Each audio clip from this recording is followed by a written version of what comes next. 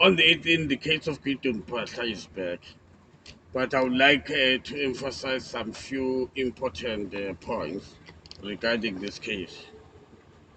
The first one is that whenever leaders are requested to intervene in a particular problem, it is the responsibility of the leaders to ensure that those problems or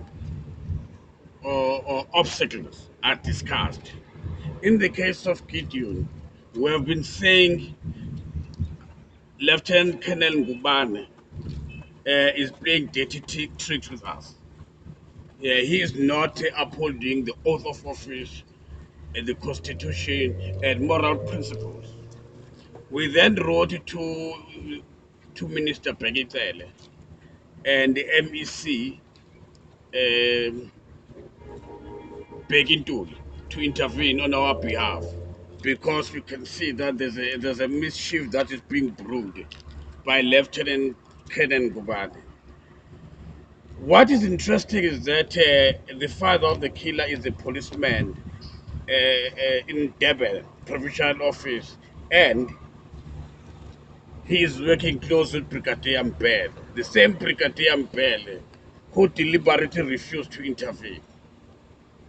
To kill this case, the first thing that you have to do is to not subpoena the main witness to court so that the case dies. The second one is to ensure that Mrs. Mbuthu, who killed Gideon, is made a witness. If she is made a witness, it means that she'll be allowed to lie in front of Mrs. Pasha and daughters and all of us who love to Gideon dearly. We are therefore making this very important point to the president, Minister Lamola, Minister Brittele, Mam Angie Moseja, and MEC for Safety and Lies in KwaZulu-Natal, Begidul. Whenever people complain, you stand up because you were elected by the people. The people are your principals. The people are your employers. They are not serfs, and you are not landlords. You are not big bosses. You are the servant. You are the servants of all people. That is what is enshrined in the Freedom Charter, when we say people shall govern. Therefore, we suspect that this mischief might take place where a witness was going to be told that the witness is nowhere to be found. Let us now put it very clearly, especially to General Stole, Lieutenant General Chula, and Brigadier Mpere. Gideon Sifiso Pasha did not break windows. This lady realized that Gideon is dead. At that time, the killer had already gone where he drank up to 3 o'clock in the morning. She then phoned the killer to tell him that Gideon is dead. After telling him that Gideon is dead, after 30 minutes, police were called by the same mistress, Miss Sandile Mbuthu of Alpine Primary School. After that, she called the killer. Then, after 30 minutes, she did not call anyone. She did not call anyone to tell him or her that Gideon is dead. When police arrived in the area, in the village, Miss Mbuthu was nowhere to be found. Police did inspection. Police did inspection. They did not see any damaged windows. They did not see any damaged house. Then they decided to leave. Now the question is, why was Miss Mbuthu not telling police to come to the area because Gideon is dead? they must come here and investigate the match. The reason is that she wanted to break windows, and she did that. Windows were not broken by Gideon. Windows were broken by Miss Sandile Mbuthu. That's the person who broke windows. We are saying that this because the police report, Minister Tele and MECP too, I want you to listen attentively to this. The police report indicates that when police came, there was no house that was damaged or windows. It then tells you that windows were broken after the death of Gideon Pratt. Gideon was dead by 10:30. Missing Bhutto the found the killer first. And then after finding the killer, this is after 30 minutes, she found the police who came to do inspection because Miss Booth was no longer found. But she was on in her inside her house, which did not have broken windows. Now, the question that is relevant, General Sitole and Lieutenant General Tetula, Miss Mbuto, when did you break windows? Miss Mbuto, when did you break windows? Windows were broken after a police have left, which means that after 11:30. It is then that Miss Mbuto went into the house to break these windows. Therefore, we want to say categorically clear that Gideon Sifiso Pasha of Alderville Primary School in Kwadukuza, in Gloutville in Kwadukuza, born in Kabapumulo, did not break the windows. I am challenging Advocate Badoyi, Advocate Mzinyat, to study police report. The police report is very clear. They did not see broken windows. Therefore, windows were broken after Gideon had died. That's crucial. You will recall that we formed what is known as moral renewal movement. One of the chairpersons of that movement was Father Mangaliso Mkhatshwa. Father Mkhatshwa, in one of the speeches, says people must ensure that they are always in the lane of righteousness. People must ensure that they are in the lane of righteousness. I am therefore saying, and we are saying, and everybody must say that this: if Gideon Pasha did not break the windows before he died, Miss Mbutu must be charged. She cannot be a witness. The other important thing is this: at 3 o'clock in the morning, knowing very well that Gideon is dead, Miss Mbutu sent SMS to Mr. Sandile Mbuthu to say, in the morning, I'll go to court to seek a protection order for Gideon. But Gideon had already died. The last point, which is very important: the killer is a son of Colonel Musi, who works in the provision office with Brigadier Mbrel. The, the last statement of the third statement of Miss Mood, clearly she is betraying this boy so that she remain a statute nurse.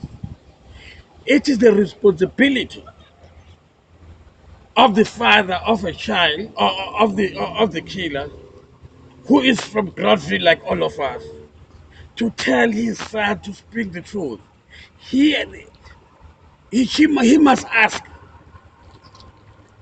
the statement that Miss Mbutu wrote. It is clear that Miss Mbutu is saying, you killed the bastard for me, I am now running away.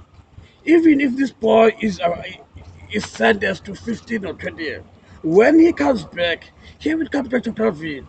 Miss Mbutu will be in Bangi, enjoying sushi, calamari, ribs, and baked potatoes. This boy will be in prison. So it clearly shows that Miss Mbuthu has no moral, has no conscience. That is why That is why in February she lost a boyfriend. In December she lost another one. When she lost the first boyfriend, Miss Mbuthu did not inform the principal and the staff in the previous school before coming to Aldenville School. Why is Miss Mbuthu so brave to hide everything she does, which is illegal?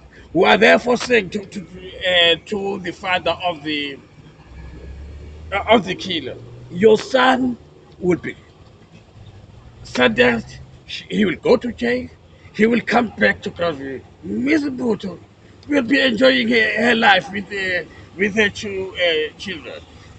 It is also important, those in now and Pam, Gideon's Fisto Pasha was killed in the presence of the daughter and the son of Miss Bhutto.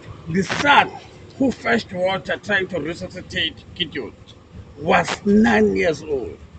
Was 9 years old. How can we have a teacher dripping with the blood of Gideon Crusher still standing in front of our children, made a witness by NPA? We also plead with Advocate Patoyi. This is my last point. I also plead with Advocate Patoyi and Advocate Mzinyat, but particularly the NDPP. You cannot, Advocate Patoyi, make a decision about a serious case like this one without reading all the information, all the evidence. Advocate Batoyi did not read the police report. If Advocate Batoyi read the police report as a learned prosecutor, she was going to see that Gideon died around about her first turn. But when police came, there were no broken windows in the houses around the basketball court, which clearly says Miss Mbuthu was the one who broke windows, especially because all the windows were broken into the outside, meaning that they were killed by a person who is inside the house. The neighbors did not see the windows broken. Therefore, if Advocate Batoyi did not sleep on duty, or is not, or if and not unless she's competent, she would have picked up this. Because if and a candidate at 10 who just passed LLP yesterday can see that Miss Mbuthu was citing was citing crucial evidence. Now we're bringing that evidence to you, Advocate Batoyi. If you say you don't have evidence, we are now giving you evidence. Go to the report of the police, which is clear that Gideon is not the one who broke windows. Therefore, there was no imminent danger that was facing Miss Mood. The danger that was facing Miss Mood was the spirit of Gideon. That is why she had to break windows, so that she demonizes Gideon even in his eternal sleep. Therefore, those now and then, when people complain, you don't have to wait for people to go to AfriForum, like the owner, like the family of Mexico.